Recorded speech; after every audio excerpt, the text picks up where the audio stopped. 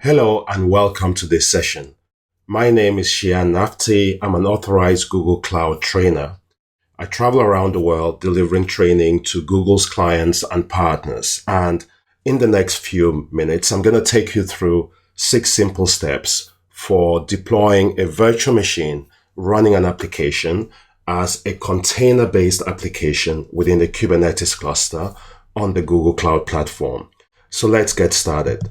The first thing we're going to do is create a firewall rule. This firewall rule will enable us to be able to access an Apache-based web server application running within the Compute Engine virtual machine. So let's go ahead and get that done. Now, as you can see from this firewall rule, it will accept traffic from anywhere in the internet, and we've enabled that by specifying the source ranges. And we are also going to target specific Compute Engine virtual machines that have a specific tag, and the tag is referenced by the target tags entry, which is HTTP-server. The other thing I would like to point out is the priority of the firewall rule. We've set that to 1000, and this is lower than the default priority of the firewall rules created when a project is created on the Google Cloud platform. So let's move on to the next step. In the second step, we're going to create a Compute Engine virtual machine. And in creating the Compute Engine instance, we're going to specify the type of machine, which is N1 standard 1, and this dictates the amount of CPU and memory that will be allocated to the virtual machine. You can also see here we're specifying a tag that correlates or links this virtual machine to the firewall rule that was previously created, because when creating the firewall rule, we specified the target tags, and when those two match, the firewall rule is applied to the instance. And we're also specifying the type of image that will be used as the foundation image for this virtual machine. And the image will be a Debian 9 image. So let's go ahead and create this Compute Engine instance. So here we have our Compute Engine instance, and you can see here it's been assigned an internal IP as well as an external IP address.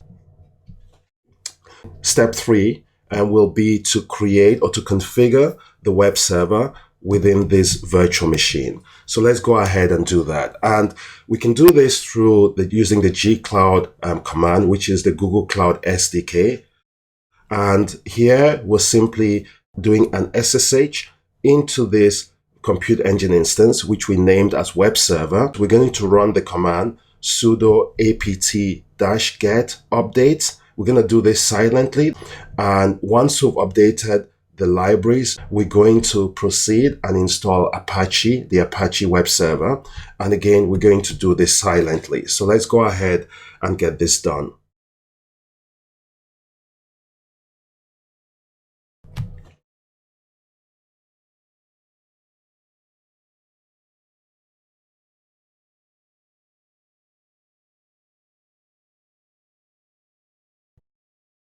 Okay, so now we have the web server installed within our virtual machine on the Google Cloud platform. And now we're going to get the IP address so we can test and make sure everything is running within the Compute Engine environment.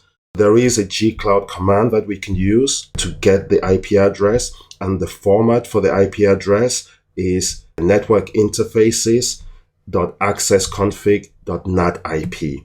Setting the value that's returned as an environment variable, and we're invoking a curl request using that value in order to make sure the application is running. You can see the value that's returned for the title of the page. So this proves that the application or the web server has been successfully configured within the virtual machine. Now, I can also verify this by going to the dashboard. You can see the instance that was configured. To access this from here, I could just click on this link and you can see the page right here as well. You may recall that we created a firewall rule, and if I go under VPC networks, firewall rules, you can see here the firewall rule that was created. What I would like to point out is the priority of the existing firewall rules, the default firewall rules that were created for us when the project was created. You can see the priority is a lot higher than the priority we specify for the new firewall rule we created subsequently. And what this means is that our firewall rule takes precedence. The firewall rule allows incoming HTTP traffic to any compute engine instance that is tagged with http-server. With that said, let's go on to the next step, which is step number 4. So this is where we're going to create a Kubernetes cluster. Remember, the purpose of this exercise is to demonstrate how we can migrate an application running within a virtual machine on the Google Cloud Platform to a container running within a Kubernetes cluster. The cluster we're going to create will be named web server. We're going to create this in the US Central 1A zone. We'll specify the machine type as N1 standard 8. The image type we're going to use is an Ubuntu image. And we're going to create a very simple cluster with one node. And we're going to use preemptible virtual machines. So let's go ahead and create the Kubernetes cluster, which will be used for running a migrated container-based application. Now we can see that the cluster has been created and the master IP is specified. We have confirmation as well of the versions, the version of the cluster, that is the master, as well as the nodes, and also the machine type. And we can also see that the number of nodes is 1, which is exactly what we requested. Now, in order for us to be able to work with this cluster, we need to have access to the credentials of the cluster. So we're going to go ahead and retrieve those credentials right now. Now the credentials are retrieved. There's one more thing we need to do. We need to make sure that the user that is currently logged into the Google Cloud Console has the right privileges in order to perform the relevant tasks within this cluster. So we're going to grant administrative privileges to the current user that is logged in to the cluster. And to do that, we'll create a cluster role binding, and the specific role that we're going to specify for this role binding is the role of cluster admin. So let's go ahead and do that against the user that's logged in. And there we are. Okay, so let's select option 5. Now, for your purposes, I've outlined the steps that are required in order to create the infrastructure. In other words, the control plane services that are required for us to be able to run the application as a container. And these control plane services are delivered or deployed on the platform as a marketplace application called Migrate for Anthos. So once in the application section, we'll click on Deploy from Marketplace, and we'll search for Migrate for Anthos and click on it and select Configure. You notice that this will automatically identify the cluster that we created previously. There's just one, so that's selected by default. We also have a default namespace that was created automatically for us. I'm going to simplify the name and just refer to the app instance as Anthos-Migrate. I'm going to accept the default Anthos storage class name that's specified or value. And you can see here there are 3 additional values that are typically required if migrating from a non-Google Compute Engine source. In this demo, we're actually migrating from a Google Compute Engine virtual machine, so we don't need to specify any of these. And I'm going to do what's recommended here, which is to create a new service account for the Migrate for Anthos installer. So let's go ahead and click on Deploy. The workloads are currently being deployed within a specific namespace, which is the V2K VM to container -system namespace. And we also have some components, a couple of components deployed within the default namespace. And the components deployed within the default namespace are these two jobs. There is also the application controller manager, which is deployed within a namespace that was also created by Migrate for Anthos, which is the application system namespace, right? So the workloads are a combination of deployments, stateful sets, job, couple of jobs, right? A couple of stateful sets and a daemon set. After about a minute or so, all the workloads should be ready. And you can see here the status is green. So we've got the tick box against all of the workloads that were deployed. And under services and ingress, we have two services for which the status is also expressed as ready. So let's move on to the next step. This is where we're going to do a number of things. We're going to start off by stopping the compute engine instance, the current running virtual machine. In fact, I'm going to take this a step further.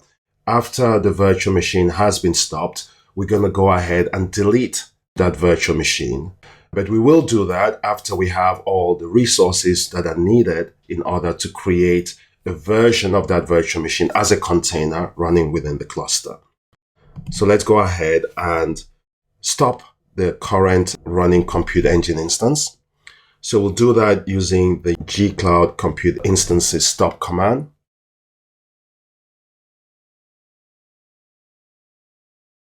Okay, so the application running within the virtual machine is no longer available because we've now stopped the virtual machine. What we're going to do next is install the dependencies, the libraries that are required for Python. We're going to use a Python script that is provided by Google for migration purposes to create or to generate the YAML file, which will apply to our cluster to create the relevant resources. So let's make sure all of the dependencies are up to date in this environment. To move on to the next step, we're going to run the script that was provided by Google, which is clone vm disk.py, the Python script. We're running this within the current project. The source, the virtual machine we're migrating from, is in the US Central 1A zone. The target environment for the container is in US Central 1A as well. The virtual machine is named, as in the source, is web server. And the container that we want to deploy within the Kubernetes cluster will be called web server-container. So that's the target we want to create.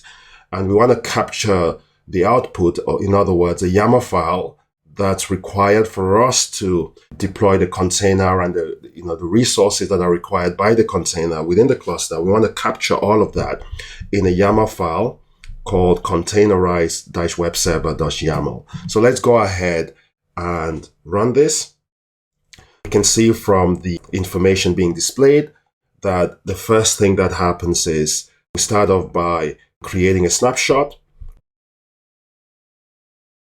So having created a snapshot of the disks, so these are the compute engine virtual machine disks, the script creates a new disk. So this is the disk that will be used by the container application running within the cluster. So the new disk being created is disk-VLS7C23-web server. So the main difference between these two is the missing -snap. A YAML file is created, and the YAML file is located in this folder, referred to as, or called, the name of the file is containerized-webserver.yaml. Let's have a look at the YAML file. So I'm going to go into the editor and select the YAML file. So what's contained within the YAML file? So in the YAML file, we have a persistent volume kind, and we also have two persistent volume claims and a stateful set. So these are the Kubernetes objects that need to be configured within the cluster for us to have the application running as a containerized application. With this said, I'm going to go back to the terminal, and the next step will be to apply this YAML file against the cluster. and I will delete this compute engine virtual machine. Now, while deleting the virtual machine, you're going to notice that it will also delete the disks. This is the disk that is associated with that virtual machine. So this disk is gone, and all we're left with is the disk for the Kubernetes environment, as well as the disk that will be used by our migrated compute engine virtual machine. So let's go ahead and make sure that the virtual machine is gone. So you can see the VM is gone. All we're left with here is our Kubernetes cluster, and the disk that was used by the compute engine instance is also gone. Okay. Now this here is a legacy disk, which I used for a previous demo. So just to be very clear about what we have available, I'm going to go ahead and also delete this legacy disk, so we have a clean environment. So what we're left with here is just two disks, Kubernetes cluster, as well as the disk, the persistent disk that is required by the stateful set application that will be running within our Kubernetes cluster. And that stateful set application essentially will be running our web server, the Apache web server we installed previously within our compute engine VM. So I'm going to go back to the console, and we're going to apply this YAML file. So let's go ahead and apply it. And here we have confirmation of a number of things being created. So we have here the persistent volume claim, two persistent volume claims as stated previously. And then we have the persistent volume, and we have the stateful set. Okay. Now, if I go back to the Kubernetes cluster, we should be able to see these resources being created. So let's have a look at workloads. And you can see that's the workload for the stateful set. It's currently initializing. And we still have just two services, right? So let's give this a few moments for the workload to, okay, so it's now green, so we can proceed. So what we have currently is a stateful set object within our Kubernetes cluster. However, we still don't have a mechanism to access this stateful set application. So what we have to do next is to create a service, and we're going to create a service of the type load balancer, which will enable us to have an external IP address provisioned for us to be able to access the application that's running within the cluster. You can see from the service YAML file that the type is load balancer, the name is web server-container, and we have defined here a selector. So this selector allows this service to be able to route requests to the stateful set, which has a label that corresponds to web server-container. And the request to this service will be over TCP, that's the protocol, port 80, which essentially means HTTP-based traffic. So let's go ahead and apply this service. And with the service applied, I'm going to go back to the console, and we can see here that the service is being created. Okay, so we now have an IP address provisioned for the load balancer service, and you can see the IP address here. The next thing we're going to do is make sure we can access the application. So what I'm going to do is get the IP address of the load balancer, right, and set that as an environment variable. So the value we're setting that to is IP, and we're then going to use that to essentially make a curl request to that IP address. And we're going to display the title of the page that is returned. So you can see here, if we invoke or do a curl request against that IP address of the load balancer, we actually get the value Apache 2 Debian default page. It works, which is exactly what we had previously. Of course, I can also go to the load balancer service, and I can click here directly on this IP address. It should take me to a page. And if I click on the URL, I'm able to access the Apache web server running within a Kubernetes cluster as a container-based application. So that concludes the demo that I wanted to take you through today. And you can see here how easy it is to migrate a compute engine virtual machine into a Kubernetes cluster as a container-based application. And the steps required to do this are pretty simple and straightforward. Thanks and have a nice day.